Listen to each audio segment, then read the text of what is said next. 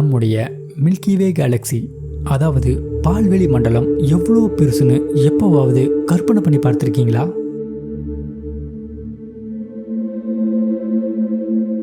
இதோட பிரம்மாண்டமான அளவை புரிஞ்சுக்கணும்னா ஃபர்ஸ்ட் நம்ம சூரிய குடும்பத்தில் இருக்கும் கோள்களுக்கு இடையில் இருக்கிற தூரத்தை தெரிஞ்சுக்கணும்.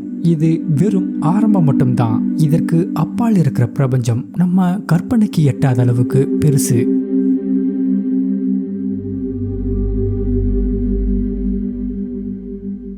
நம்மளோட முதல் அடி நமக்கு பக்கத்தில் தான் இருக்கு. அது வேறொன்றும் இல்லை, நமக்கு நல்லா பழக்கப்பட்ட நிலவு தான். பூமியிலிருந்து 3,84,000 கிலோமீட்டர் தொலைவில் இருக்கு. இந்த தூரம் ரொம்ப பெருசா தெரியலாம், ஆனா இந்த பிரம்மாண்டமான விண்வெளியோட ஒப்பிடும்போது இது ஒரு சின்ன அடி மட்டும்தான். எடுத்துக்காட்டா மணிக்கு 1000 கிலோமீட்டர் வேகத்துல போற ஒரு விமானம் மூலமா இங்க போக சுமார் 16 நாட்கள் ஆகும். ஆனா ஒளி பிரபஞ்சத்திலேயே ரொம்ப வேகமானது. அப்படிப்பட்ட ஒளி இந்த தூரத்தை கடக்க வெறும் 1.28 வினாடி மட்டும்தான் எடுத்துக்குது. அதனால பூமியிலிருந்து நிலவுக்கு சமிக்கையை அனுப்பினா உடனே பதில் சமிக்கை வர 2.5 வினாடி தாமதமாகும். இது வரும் காலங்கள்ல மனிதர்கள் நிலவுக்கு போனா இந்த தூரம் சாதாரண உரையாடலுக்கு தடையா இருக்கும். மேலும் இந்த தூரம் செவ்வாய் கிரகத்துக்கு போகும்போது இன்னும் அதிகமாகும்.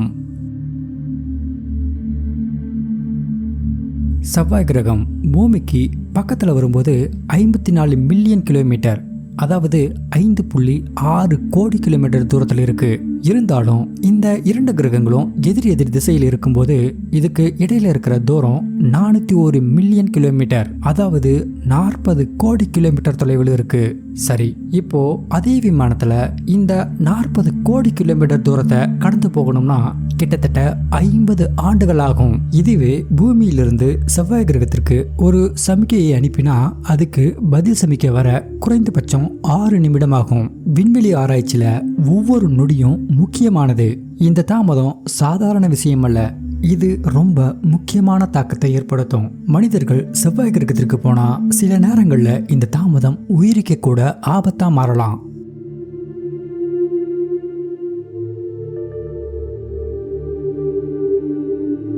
இப்போ ஒரு முக்கியமான விஷயத்தை தெளிவுபடுத்திக்கலாம். பூமியிலிருந்து சூரியன் வர இருக்கிற தொலைவு 15 கோடி கிலோமீட்டர். அதாவது பூமியிலிருந்து சூரியன் 15 கோடி கிலோமீட்டர் தொலைவில் இருக்கு. இந்த 15 கோடி கிலோமீட்டர் தொலைவை ஒரு வானியல் அலகு, அதாவது 1 ஆஸ்ட்ரோனாமிக்கல் யூனிட் இல்லனா AU அப்படின்னு சுருக்கமா சொல்றோம். ஆனா இந்த தூரம் எப்பவுமே ஒரே மாதிரி இருக்காது. ஏன்னா AU அப்படிங்கிறது ஒரு நிலையான தூரம் இல்ல, அது பூமிக்கும் சூரியனுக்கும் இடையில இருக்கிற சராசரி தூரம். பூமி சூரியனை சுத்தி வர பாதை ஒரு சரியான வட்டம் இல்ல, அது ஒரு நீள்வட்ட பாதையில சுத்தி வருது. அதனால ஆண்டு முழுவதும் பூமிக்கும் சூரியனுக்கும் இடையில இருக்கிற தூரம் மாறிட்டே இருக்கும்.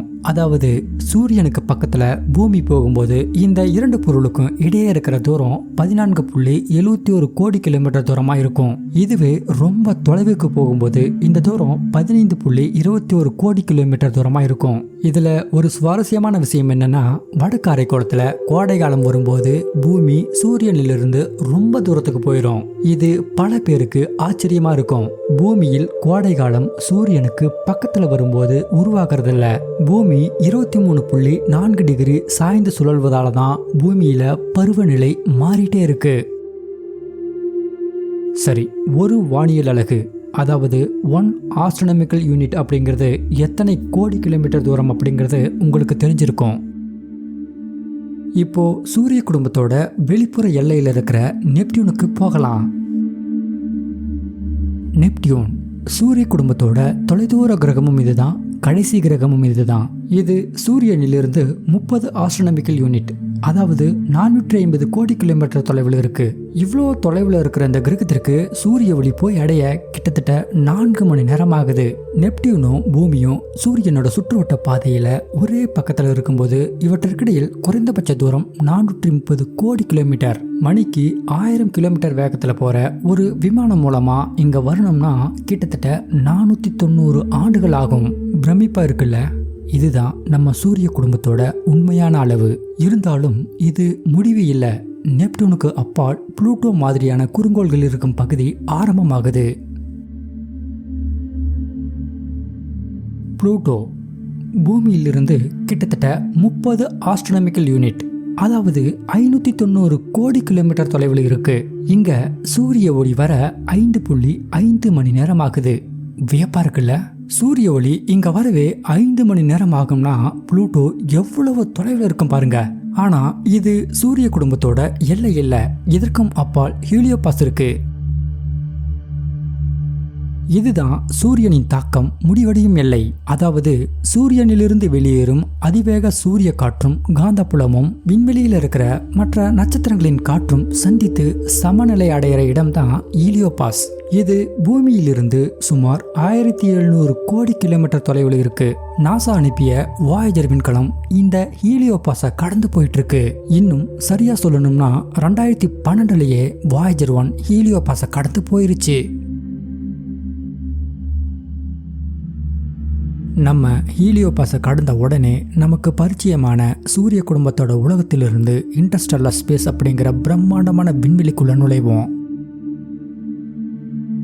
இங்க தூரம் அப்படிங்கிறது நம்ம கற்பனைக்கு எட்டாத அளவுக்கு ரொம்ப பெருசு.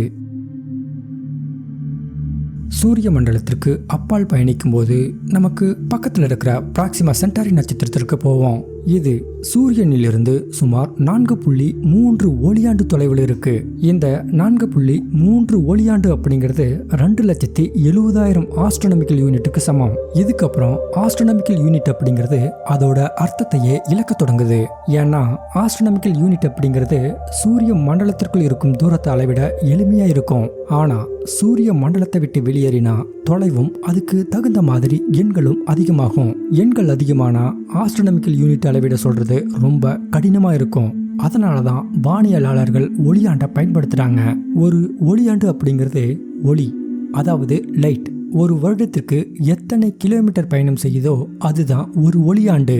அப்படி பார்த்தா ஒளி ஒரு வருடத்துல 9.5 லட்சம் கோடி கிலோமீட்டர் தூரம் பயணம் செய்யுது. அப்போ 9.5 லட்சம் கோடி கிலோமீட்டர் தூரம் தான் ஒரு ஒளியாண்டு. இத நல்லா ஞாபகம் வச்சுக்கோங்க.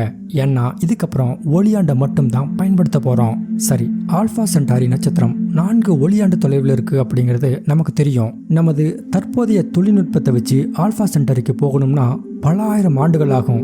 இதை கேட்கவே பிரமிப்பா இருக்குல்ல? ஆனா இதற்கு பிறகுதான் நம்மளால கற்பனை செய்ய முடியாத அளவிலான தூரங்கள் ஆரம்பமாகுது. நம்ம மில்கிவே கேலக்சியில் இருக்கிற நட்சத்திரங்களுக்கு இடையேயான சராசரி தூரம் 5 ஒளியாண்டுகள். இப்படிப்பட்ட விண்வெளி தூரங்களை புரிஞ்சுக்க பெட்டல்ஜூஸ் மாதிரியான நட்சத்திரங்களை நம்ம கவனிக்கலாம். இது இருக்கிறதுலயே மிகப்பெரிய நட்சத்திரங்கள்ல ஒண்ணு. நம்ம சூரியனை விட 700 மடங்கு பெருசு. இதோட விட்டம் மட்டும் 150 கோடி கிலோமீட்டர். உதாரணமா நம்ம சூரியன் இருக்கிற இடத்துல இதை வச்சா வியாழன் கிரகத்தை தாண்டி போகும். அந்த அளவுக்கு இது ரொம்ப பிரம்மாண்டமானது. பெட்டல்ஜியோஸ் ரொம்ப பிரகாசமா இருக்கிறதால இரவு வானத்துல இதை கண்டுபிடிக்கிறது ரொம்ப ஈஸி. இப்படிப்பட்ட நட்சத்திரம் பூமியிலிருந்து சுமார் 650 ஒளியாண்டு தொலைவில் இருக்கு. இந்த பிரம்மாண்ட தூரத்தை உங்களால கற்பனை பண்ண முடியுதா? மனிதனால் தயாரிக்கப்பட்ட அதிவேக விண்கலமான பார்க்கர் சோலார் ப்ரோப் மணிக்கு 6,92,000 கிலோமீட்டர் அப்படிங்கிற வேகத்துல போகுது. இதுல வந்தா கூட இங்க வந்து சேர பல லட்சம் ஆண்டுகள் ஆகும். ஆனா இந்த மலைக்க வைக்கிற தூரம் கூட நம்ம முழு கேலக்சியில வெறும் 1% குறைவான தூரம் தான்.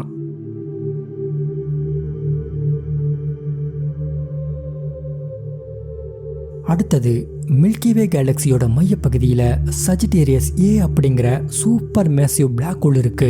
இது தோராயமா பூமியிலிருந்து 26,000 ஒளியாண்டு தொலைவில் இருக்கு. அதாவது ஒளி போற வேகத்துல வந்தா கூட இங்க வந்து சேர 26,000 ஆண்டுகள் ஆகும். இதுவே அதிவேக விண்கலமான பார்க்கர் சோலார் ப்ரோப் மூலமா வரணும்னா எத்தனை லட்சம் ஆண்டுகள் ஆகும் அப்படின்னு நீங்களே கற்பனை பண்ணி பாருங்க.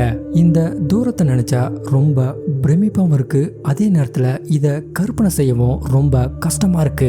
இத கற்பனை செஞ்சு பார்க்கவே கஷ்டமா இருக்குன்னா நம்ம மில்கிவே கேலக்சி 1 லட்சம் ஒளியாண்டு தொலைவுக்கு நீண்டு இருக்கு. இத கொஞ்சம் புரியுற மாதிரி சொல்லணும்னா மில்கிவே கேலக்சியோட ஒரு முனையிலிருந்து 9.5 லட்சம் கோடி கிலோமீட்டர் வேகத்துல போனா மறுமுனையை அடைய 1 லட்சம் ஆண்டுகள் ஆகும். இந்த 1 லட்சம் ஒளியாண்ட நம்ம பூமி அளவுக்கு அப்படியே சுருக்கினா, அதாவது 12,742 கிலோமீட்டர் விட்டம் கொண்டதா மாற்றினா கேலக்சிய 74 லட்சம் கோடி முறை சுருக்கி இருக்கும் அப்படின்னு அர்த்தம். இப்படி சின்னதா சுருங்கிய இந்த கேலக்சியில 13,92,000 கிலோமீட்டர் விட்டம் கொண்ட நம்ம சூரியன் ஒரு மனித முடியின் அகலத்தை விட ரொம்ப குறைவா, அதாவது வெறும் 18 மைக்ரோமீட்டர் விட்டம் கொண்டதா சுருங்கிறோம். இந்த மினியேச்சர் மில்கி வே கேலக்சியில நம்ம சூரியனுக்கு பக்கத்துல இருக்கிற பிராக்சிமா சென்டாரி நட்சத்திரம் வெறும் 1/2 கிலோமீட்டர் தூரத்துல தான் இருக்கும். அதே சமயம் இரவு வானத்துல ஈஸியா பார்க்கக்கூடிய பெட்டல்ஜூஸ் நட்சத்திரம் இந்த சின்ன கேலக்சியில வெறும் 80 கிலோமீட்டர் தூரத்துல தான் இருக்கும். இது சுவாரஸ்யமா இருக்குல்ல? ஒரு முனையிலிருந்து மறுமுனை வரை 1,00,000 ஒளியாண்டுகள் பறந்து விரிந்து இருக்கும் நம்ம கேலக்சி மனிதனின் புரிதலுக்கு எட்டாத ஒரு பிரம்மாண்டம். ஒளியானது 1,00,000 ஆண்டுகளுக்கு முன்னாடி கேலக்சியோட ஒரு முனையிலிருந்து கிளம்பி இருந்தா அந்த ஒளி இன்றோ அல்லது நாளையோ கேலக்சியோட மறுமுனைக்கு போய் சேர்ந்திருக்கும். இதுல சுவாரஸ்யமான விஷயம் என்னன்னா, ஒளி கிளம்பிய 1,00,000 ஆண்டுகளுக்கு முன்னாடி நம்ம முன்னோர்கள் வேட்டையாடப்பட்டோ அல்லது வேட்டையாடியோ இந்த பூமியில சுத்திட்டு இருந்திருப்பாங்க.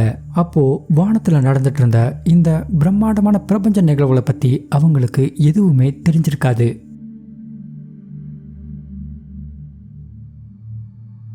ஆனாலும் இவ்வளோ பெருசா இருக்கிற நம்ம கேலக்சி இந்த பிரம்மாண்ட பிரபஞ்சத்தில் இருக்கும் ஒரு சின்ன துகள் மட்டும்தான். இந்த பிரபஞ்சத்தில் நம்ம கேலக்சி மாதிரி சுமார் 2,00,000 கோடி கேலக்சிகள் இருக்கு. ஒவ்வொரு கேலக்சிலையும் எண்ணிலடங்கா நட்சத்திரங்களும் கிரகங்களும் இருக்கு. அதுல ஒரு சில கிரகங்கள்ல உயிர்கள் இருக்க வாய்ப்பு இருக்கு. அதனாலதான் விஞ்ஞானிகள் நம்ம உலகத்தை தாண்டி நம்ம பூமி மாதிரியே எண்ணற்ற உலகங்கள் இருக்கலாம்னு, அந்த உலகத்துல உயிர்கள் இருக்கலாம்னு நம்புறாங்க.